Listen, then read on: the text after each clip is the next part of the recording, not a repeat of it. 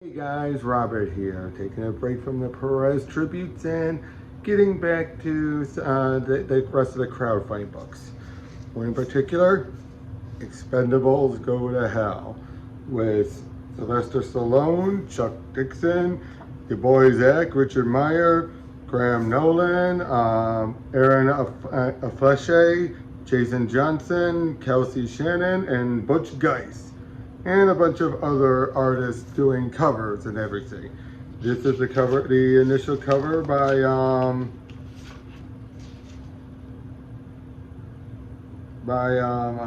Kelsey, and yeah. So I had Chuck Dixon on my show quite a while back. He explained how all this came about, and yeah, as you already know from one of my prior episodes as well, Chuck had done an Expendables comic that was a prequel. And here, this is, well, initially you said it was going to be set between 2 and 3, but it ends up being after 3, as we'll find out. But we open up with a 2-page summary by Renzo Rodriguez on basically giving us a summary of who the Expendables are, naturally. And we open up right away with the main story as they're in Mali. Typical stuff for them. They're being, shooting and everything. They're in a big action sequence. No mass has been said here in almost 100 years. And Gunner, put that damn thing down. I'd like to know where I am, as he's looking online. But then, all of a sudden, a suicide bomber jumps on them, and that's the last thing they seem to recall, as Barney is blasted and knocked out. And he soon realizes he's in hell. Crap!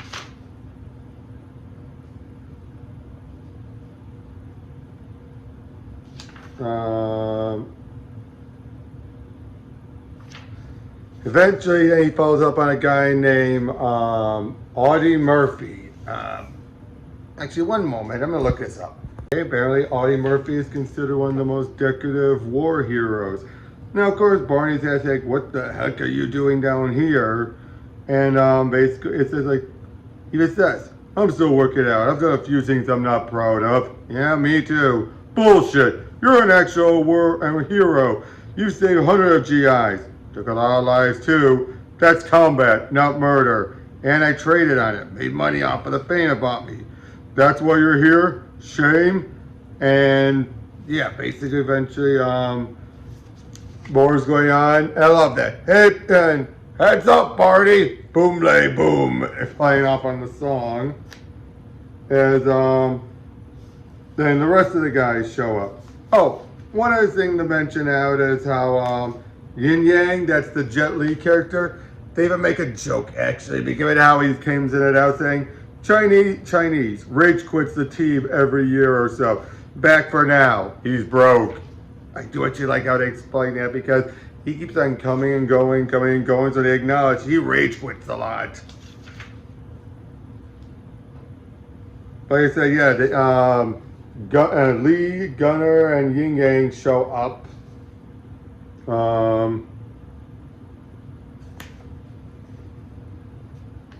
Yeah, they show up and actually no, I take it back. That's Bill and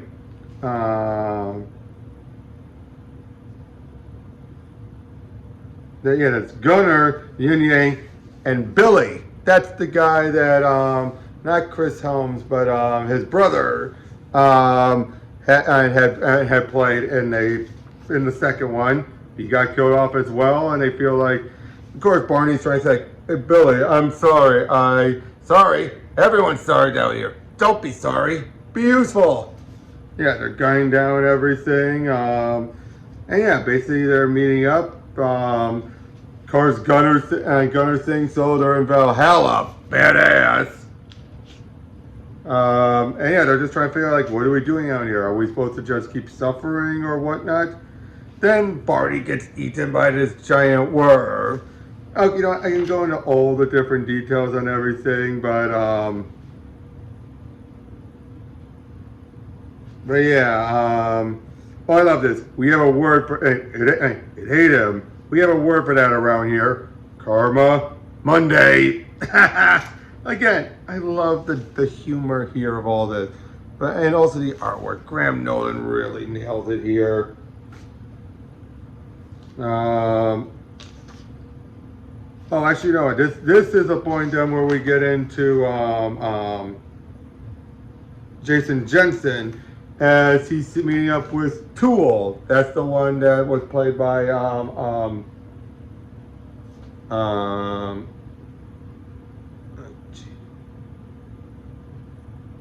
again, hold on.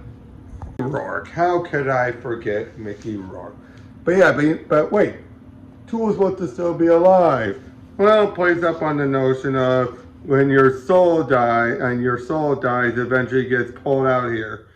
He said, I stopped believing that I even had a soul. And that's when old Scratch claimed what was his. Snatched my soul out of my still living body. So basically, he convinced himself he didn't have a soul, and his soul has been in hell ever since.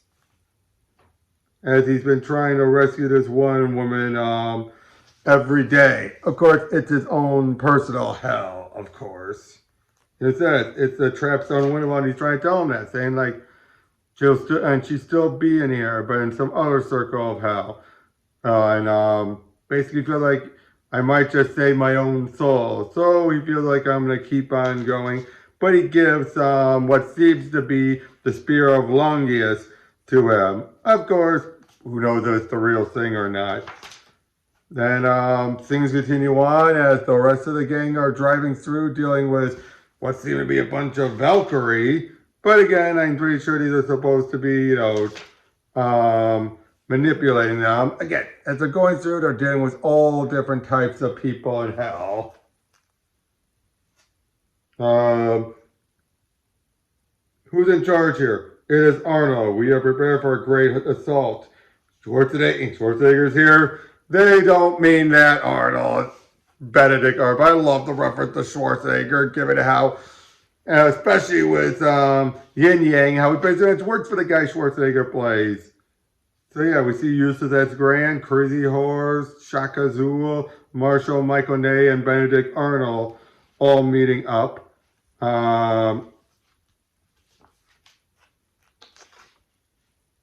Eventually, now we're getting to, I believe it is Butch Geiss's story, focusing on Gunner.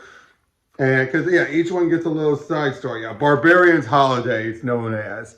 And yeah, basically, Gunner is going through with a big sword and everything, dealing with Goliath. Again, real good stuff. And I like, again, how they get different artists to do it. And eventually deals with Adolf Hitler, Saddam Hussein, and all that. Caligula. And for him, it's practically his own Christmas. Until what seems to be Satan shows up. Again, given everything going on, who can say if that's what's really going on or not? At the same time now, we're dealing with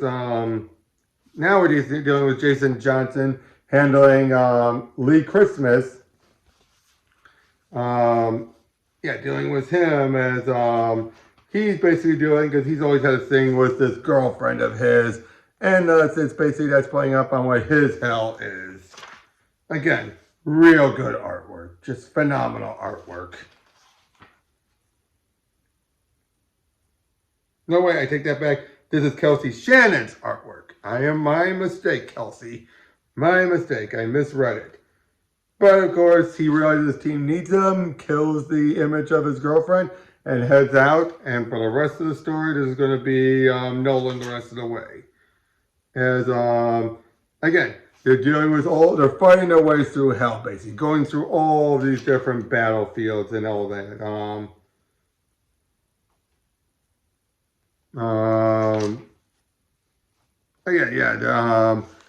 They're stabbing everyone and everything. Of course, when asking, they didn't die. Like, did they die? Is he just gone? Who can say? Of course, Lee catches up with everyone. Again, it's just a big shootout. Just a great big action piece. They eventually show up with a tank, which helps, helps give them a bit of an edge. Of course, much like in the first one, it seems to be like Gunner's working for the bad guys, and not really. One excuse to do it. Like, I try to tell Satan I don't like to take sides. You made a deal with the actual devil and went back on it. Who's the Prince of Lies now, huh? But yeah, apparently he thinks that the deal allowed him to know how to get back. Oh, Stonebanks, Mel Gibson's character, is gunning him down now. See, this is what I'm saying. This has to be after 3. And then we have Villain show up. That's Jean-Claude Van Damme's character, as he's now, joining in, getting a bit more of an action piece. Again, everyone is just getting a big, fight. They're just making their way through and all that. And eventually they're making their way up towards, but they're getting ever so closer. Again, everything just keeps getting worse and worse, more hectic and everything. And eventually the cavalry shows up as, again, just gutting, blazing and everything.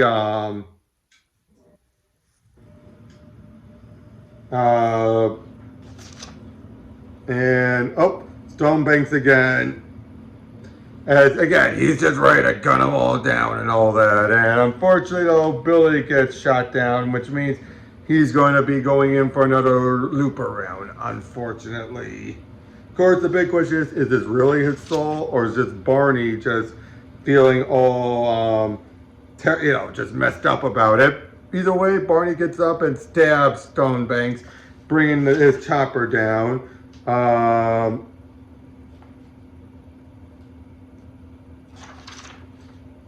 Satan seems to show up again as they're reaching their way out, as and they make their way through.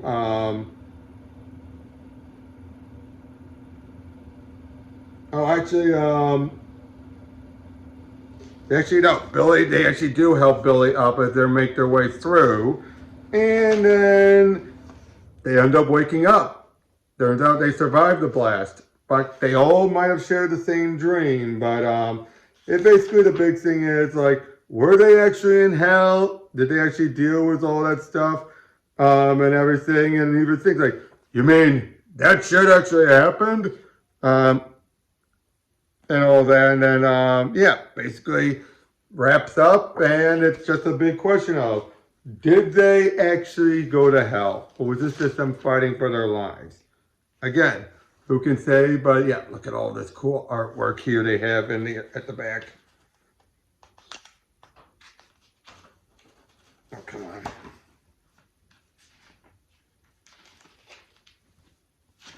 Puts a bunch of the covers and other artwork, including this throwback to Captain America #1. Really great work.